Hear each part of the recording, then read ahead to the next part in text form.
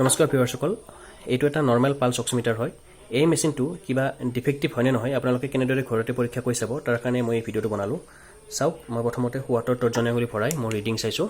সোঁহাতৰ তৰ্জনী আঙুলিত মোৰ ৰিডিং কিমান আহিছে চাওক আপোনালোকে। গ্ৰীণ কালাৰত দেখাব মোৰ চেচুৰেটেড অক্সিজেন লেভেল আৰু ব্লু কালাৰত দেখাব হাৰ্টবিট। হয়, মোৰ চেচুৰেটেড অক্সিজেন লেভেল দেখাই আছে 97 আৰু হাৰ্টবিট দেখাইছে 103। এতিয়া মই এই মেচিনটোৰে মোৰ বাওঁ হাতৰ তৰ্জনী আঙুলি পৰীক্ষা কৰি চাম, কাৰণ মই দেখিবলৈ পাইছিলোঁ যে এটা মেচিনতে এজন মানুহৰ বেলেগ বেলেগ আঙুলিত চালে বেলেগ বেলেগ ৰিডিং দেখুৱায় যদিহে ডিফেক্টিভ প্ৰডাক্ট হয়। এতিয়া মই বাওঁ হাতৰ তৰ্জনী আঙুলিত এইটো পৰীক্ষা কৰি চাম। যদিহে প্ৰায় একে সমান দেখুৱায় তেতিয়াহ'লে মই বুজি পাম যে এইটো মেচিন ডিফেক্টিভ নহয়। প্ৰায় একে সমানেই দেখাইছে 97। হাৰ্টবিটটো অকণমান বেছি হ'ব পাৰে, কাৰণ মই কথা কৈ আছোঁ। এতিয়া কথা কৈ থাকিলে কেতিয়াবা হাৰ্টবিটটো মানুহৰ বেছি দেখাব পাৰে, আৰু মোৰ নহয়। এতিয়া দেখিছে 98, 99 ভিতৰত আহি গৈছে। গতিকে মোৰ এনেও 90ৰ পৰা 110ৰ ভিতৰত হাৰ্টবিট থাকে। এইবাৰ মই আপোনালোকক দেখাবলৈ বিচাৰিছোঁ ইয়াত বেলেগ বেলেগ বস্তু সোমাই আপোনালোকক হাৰ্টবিটটো মই দেখাবলৈ প্ৰয়াস কৰিম, কাৰণ মই কিছুমান ভিডিঅ'ত দেখাবলৈ পাইছিলোঁ আগতে ছ'চিয়েল মিডিয়াত কিছুমান ভাইৰেল হৈছিল ভিডিঅ' যে কিছুমান নৰ্মেল বস্তু ইয়াতে ভৰাই দি চায় আৰু সেইবিলাকতো ইয়াতে ৰিডিং দেখুৱায়। যদিহে মেচিনবিলাক ডিফেক্টিভ হয় তেনেকুৱা ৰিডিং আহে, কিন্তু যদিহে আপোনালোকৰ ডিফেক্টিভ প্ৰডাক্ট নহয় তেতিয়াহ'লে মোক চাওক, এইখন কাগজ ভৰাই চাইছোঁ। যদিহে ডিফেক্টিভ প্ৰডাক্ট নহয়, প্ৰডাক্টটোত যদি ডিফেক্টিভ কোনো ধৰণৰ নহয় তেতিয়াহ'লে এই মেচিনটোত কোনো ধৰণৰ ৰিডিং নেদেখাব, অট'মেটিক মেচিনটো অফ হৈ যাব। চাওক, আপোনালোকে দেখিবলৈ পাইছে অফ হৈ গৈছে। গতিকে কাগজখনত কোনো ধৰণৰ ৰিডিং নাহিলে। চাওক, আচলতে কি হয়, মেচিনটো আপুনি যদি অন কৰি থৈ দিয়ে, ইয়াত যদি কোনো ধৰণৰ আপুনি আঙুলি নভৰাই তেতিয়াহ'লে ইয়াৰ চেঞ্চৰ এটা লগোৱা আছে। যদি আঙুলি ইয়াতে নভৰাই তেতিয়াহ'লে মেচিনটোৱে নিজে নিজে অফ হৈ যায়। 5 ছেকেণ্ডৰ পিছত নিজে নিজে অফ হৈ যায়। চাওক, নিজে নিজে অফ হৈ গৈছে। মানে মই কাগজখন দিওঁতে সেইকাৰণে ৰিজাল্টটো নেদেখুৱালে। ইয়াৰ পৰা গম পালোঁ যে ডিফেক্টিভ প্ৰডাক্ট নহয়। এইটো এবাৰ কি ভৰাই চাম, মই এটা টেবলেটৰ ষ্ট্ৰিপ এটা ভৰাই চাইছোঁ। টেবলেট আছে বাৰু ইয়াতে, টেবলেটৰ ষ্ট্ৰিপ এটা ভৰাই চাইছোঁ। টেবলেটৰ ষ্ট্ৰিপটো ভৰাই মই অন কৰি চাইছোঁ। চাওক, আচলতে বিভিন্ন ধৰণৰ ভিডিঅ'ত দেখাইছিল, হয় এইটোতো অফ হৈ গৈছে, মানে এইটোতো মোৰ কোনো ধৰণৰ ৰিডিং নেদেখুৱালে, মানে মেচিনটো মোৰ এতিয়ালৈকে ঠিক আছে বুলি মই ক'ব পাৰিম। এইবাৰ মই এখন বিস্কুট, নৰ্মেলি এখন বিস্কুট হয়, এইবাৰ মই এইটো ভৰাই চাম। এইটো ভৰাই অন কৰি চাইছোঁ। চাওক, মেচিনত কিবা ৰিডিং দেখুৱাই নেকি। কিন্তু বিভিন্ন ধৰণৰ ভিডিঅ'ত পাইছিলোঁ যে এনেকুৱা ধৰণৰ বেলেগ বেলেগ বস্তু চাওঁতে কিছুমানৰ হাৰ্টবিট বা অক্সিজেন লেভেল দেখাইছিলে। চাওক, নিজে নিজে অফ হৈ গৈছে।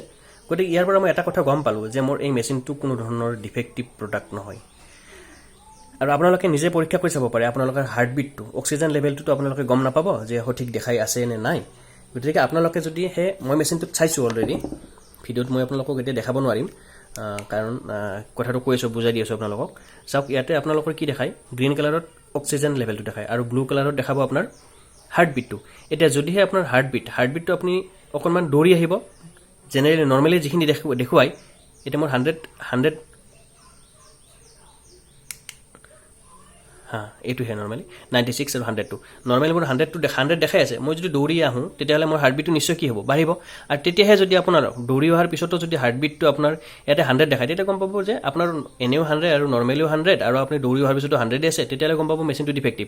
কিন্তু মই দৌৰি আহিছিলোঁ, ইয়াতে 120, 30 ইমান মানলৈকে মোক দেখাইছিলে। মানে হাৰ্টবিটটো আপুনি দৌৰি অহাৰ পিছত যদি বাঢ়ে নৰ্মেল থকাতকৈ, তেতিয়াহ'লে গম পাব এই মেচিনটোত ডিফেক্টিভ নাই। মই বাৰু চাইছোঁ সেইটো, আপোনালোকক ইয়াতে সেইটো দেখাব নোৱাৰিম। মই সেইটো আপোনালোকক কৈ দিছোঁ, আপোনালোকৰ নিজৰ ঘৰৰ মেচিনবিলাকত সেইটো পৰীক্ষা কৰি চাব পাৰে। আৰু মেচিনটোত কোনো ধৰণৰ আঙুলি নভৰালে ই 5 ছেকেণ্ডৰ পিছত এইটো অফ হৈ যায়। গতিকে মই আপোনালোকক পৰীক্ষা কৰি দেখুৱালোঁ যে এই মেচিনটোত কোনো ধৰণৰ ভুল নাই। চাওক, নিজে নিজে অফ হৈ গৈছে, ডিফেক্টিভ প্ৰডাক্ট নহয়। কিন্তু আপোনালোকে এই মেচিনটোত খুব এটা দামো হয়, আপোনালোকে দেখাব পাৰোঁ মই অনলাইনৰ বক্সটোত। চাওক, আপোনালোকৰ প্ৰাইচটো লিখা আছে 1299, দেখিবলৈ পাইছে। মেক্সিমাম ৰিটেইল প্ৰাইচ 1299, মানে 1300 টকা। কিন্তু ডিছকাউণ্টত পাইছিলোঁ মই এইটো 550। গতিকে আপোনালোকে অনলাইনত এনেকুৱা ধৰণৰ মেচিন 300 to 500ৰ ভিতৰত এনেকুৱা ৰেঞ্জত আপোনালোকে পাই যাব। কিন্তু আপোনালোকে যদি ফাৰ্মাচীত আনিব যায় এনেকুৱা ধৰণৰ মেচিনতে আপোনালোকৰ 2000 বা 2000ৰ পৰা 2500 টকা লৈ আছে। গতিকে আপোনালোকে যদিহে ঘৰুৱা ব্যৱহাৰৰ কাৰণে আনিব বিচাৰিছে তেতিয়াহ'লে অনলাইনত এনেকুৱা ধৰণৰ অৰ্ডাৰ ল'ব পাৰে। আৰু আপোনালোকে যিটোৱে মেচিন লয়, আপোনালোকৰ চইচ অৱশ্যে, আপোনালোকে যিটোৱে মেচিন নলয় কিয় আপোনালোকে এই পৰীক্ষাটো এবাৰ ঘৰত কৰি চাব। আৰু যদিহে মেচিনটো কিবা ডিফেক্ট আছে তেতিয়াহ'লে আপোনালোকে মেচিনটো দোকানত খোলোৱাৰ ব্যৱস্থা কৰক, সাল সলনিৰ বা ৰিটাৰ্ণ কৰাৰ ব্যৱস্থাটো কৰক।